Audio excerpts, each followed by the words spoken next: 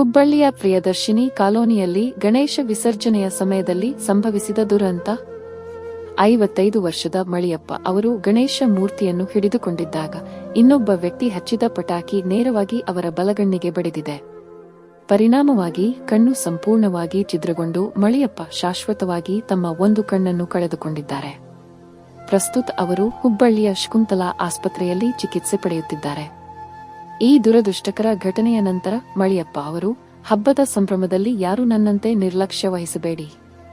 ನಿಮ್ಮ ಜೀವವನ್ನು ಮತ್ತು ನಿಮ್ಮ ಕುಟುಂಬದವರ ಸುರಕ್ಷತೆಯನ್ನು ಖಚಿತಪಡಿಸಿಕೊಳ್ಳಿ ಎಂದು ಕಣ್ಣೀರು ಹಾಕುತ್ತಾ ಮನವಿ ಮಾಡಿದ್ದಾರೆ.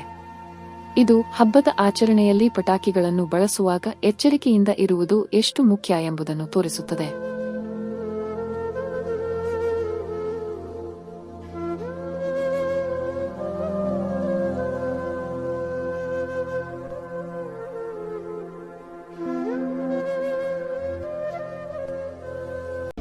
ಇದೀಗ ನಿಮ್ಮ ಅಂಗೈಯಲ್ಲಿದೆ ಮಯೂರ ಟಿವಿ ಡಿಜಿಟಲ್ ವಾಹಿನಿ.